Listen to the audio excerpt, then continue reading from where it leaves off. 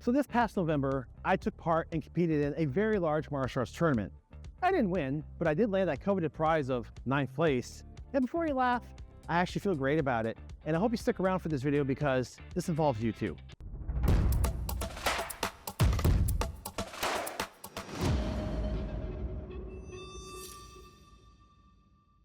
And before I get started, I just want to ask you guys for a quick favor. We have a friend in our Kenpo community, Sensei Cynthia. She is a pillar of our community. She teaches children. She runs a wonderful school, Razor's Edge Academy. And right now she's battling cancer. She's undergoing treatment, but it's very expensive treatment, and it's difficult for her to get the resources for this treatment because, as we all know, our medical system isn't always the most affordable. So if you could find any generosity in your heart, we do have a link down below in our description. It goes to her GoFundMe page. She can use any help that you can give her. You know, as martial artists, you know, we strive to help and protect ourselves and each other, and sometimes defense comes in many different forms. So we love Miss Ram. We want to see her get back on her feet and get healthy again. So if you guys have any generosity, you can have it in your heart, please check out that GoFundMe link and help her fight this battle. I appreciate it, and thank you so much.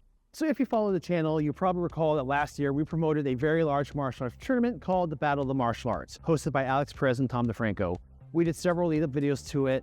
It was a blast. It was such a fun experience. They brought in martial arts legends and celebrities from all over the world and from the movies we grew up with. There was such a high level of competition. There was a grappling division. It was such a fantastic and fun weekend. And the reason I'm making this video is this was going to be a New Year's resolution video. And I decided to hold off on that because it's too easy to make decisions and make promises to yourself at New Year's. You know, we're popping champagne. There's you're riding on the high. There's the promise of a new year. No, now we're far enough to the year. We're all back to the grind. You know, things are rolling, and now it's time to make the life-making choices. And this is why this relates to you, because this is all about a choice that you guys can make right now that could change the way you feel. So while we're promoting the video, you know, we're talking about the promotion, and I stopped and I'm like, you know what? I haven't competed in the competition in 16 years. I've been training for over 30 years, but it's been 16 years since I've done a tournament. And then I'm like, this is such a historic and cool event. I want to be a part of it. And our school never really got, you know, growing up, our school was always more about self-defense, and we did continuous sparring. I did a tournament back in 1996, did okay. You know, our school didn't join tournaments, it just wasn't our focus. And in 2008, it's a long story, but after our school closed and reopened again, I wanted to join another tournament because I had that what if in my head. Nobody else wanted to compete, nobody else was sparring. I hadn't sparred in 3 years, so I went and did it anyway. Went in 3-year cold. I got my ass kicked. Of course, I'm like, okay, done. It soured my taste for tournaments. I put it on the shelf and didn't come back to it for 16 years. But I always had the voice, this little chirping in the back of my head.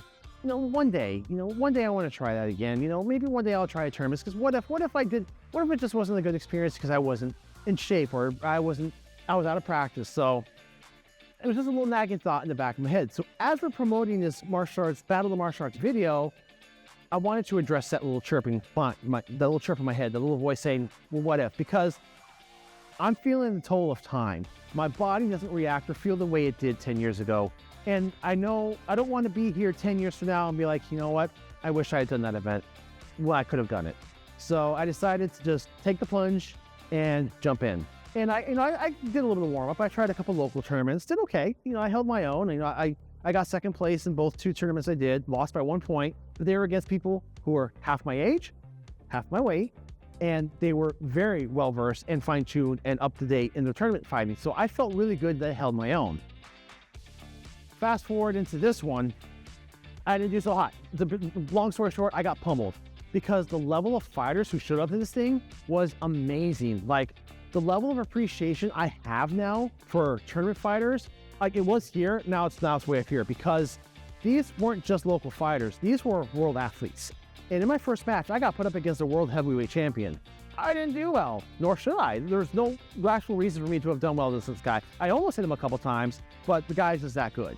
And the same thing with the continuous sparring, and that's where the 9th place comes in. It's just a funny story. It's just, you know, we had different brackets for continuous sparring based on age and size and weight and all that. Well, at the end, they're running low on time, so it kind of got grouped into one collective bracket, and it went from double elimination down to single. And I got put up right away against a 20-year-old Taekwondo champion. So like, okay, and it was continuous. And I held my own, but ultimately he edged out the win, and that was single elimination. So I got a nice old 9th place certificate. I had to laugh about it. I find it funny because I feel good about the experience, because The day after, I woke up and that chirping in the back of my head was gone. That wonder was gone. I didn't have that what if anymore. And I realized you can keep saying, well, someday. Well, don't let that someday become never, because it's so surprising how fast that can happen. If you have a what if in your head, and I'm sure all of you out there have something, you have a thought in your head that you're wondering about, oh, maybe I should try this. I get emails all the time from people saying, I'm thinking about trying this school. I'm thinking about dipping my toes in this art, but I'm not sure if I should, whatever. Stop wondering. If you have that voice, answer it. Pause the video and take that first step, whether it's to go to the website and send an email, call the school, go to the school, buy that book, just enter that tournament, whatever your what if is. Pause the video right now and go take your first step, because the one thing, or one of the very few things in this life that you can't control, is having regrets of something you didn't try.